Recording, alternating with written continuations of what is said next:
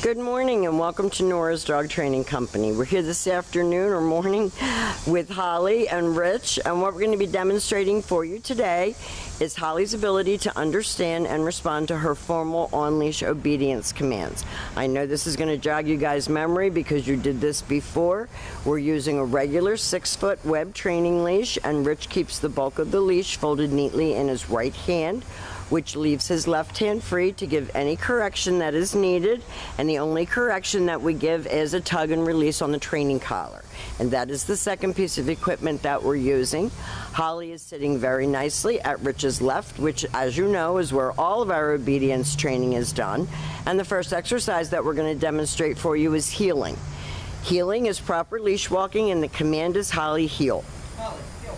Now at this point, Holly has a job to do, and that is to maintain pace with you when you're walking. No dragging you out of your shoes, no pulling, lunging, none of that. Everything is at your pace. If you turn, she should turn. If you speed up or slow down, she should do the same. And each time that you stop your feet, she's been taught to sit automatically without being told to wait for her next command. So when you're walking and you're stopped to cross traffic, she should sit and wait until you tell her to heel again. Now the next command that we're going to demonstrate is the sit stay. The stay is a hand and a voice command, and because it is a stationary exercise, we're not using her name. I want you to practice your sit stay indoors as well as outdoors, starting out at about 30 seconds and working all the way up to 3 minutes. When Rich returns back to her, he will walk all the way around her, returning all the way back to heel. Where they started, she should remain seated until she gets her next command. And Rich tells her to heel out of that. She should match pace with you on walks. If you want to have a leisurely walk, she should slow her pace. If you want to have a power walk, she should speed up. If you change direction, she should do the same. Always keeping those shoulders even with your left leg.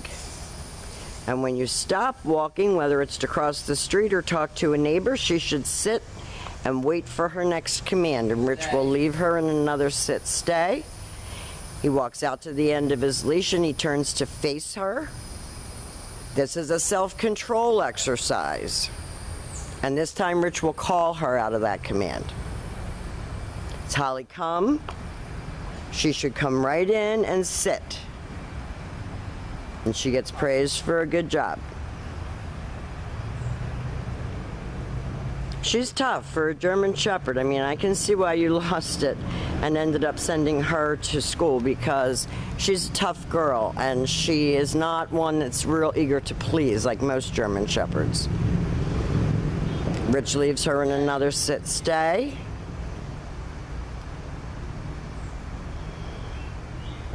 And she should maintain those sit stays for you. And then Rich calls her in. Holly, come. He praises her on the way in, and then she goes back to heel and back sitting. Now the next commands are her down commands. These are her favorite. So the first down command that we're going to demonstrate for you is the down from a heel position. So with the dog seated at your left, you take your left open palm straight down toward the ground and the one-word command to down and stay. Now your long down stay, again, is a great exercise to practice in the house. Work all the way up to a 5-minute long down stay. You're trying to develop her maturity and self-control. When Rich returns back to her, again, he walks all the way around her as an additional distraction, stops at her shoulders, and then she expects to get another command. He talks to her during the course of the time that he's walking with her, encouraging her, good girl, good heel. Left open palm, straight down toward the ground, down and stay.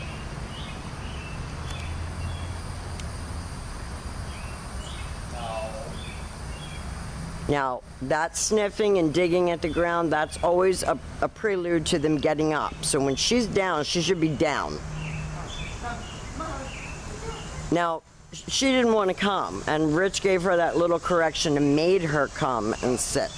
So don't be afraid to use your training equipment and give her that little tug and enforce what you're saying. Don't just let her get away with doing it sloppy or not doing it at all, because she will test you.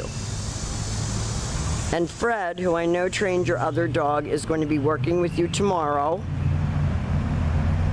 Rich is going to leave her in a sit-stay. He's going to turn to face her. This is your down from a distance.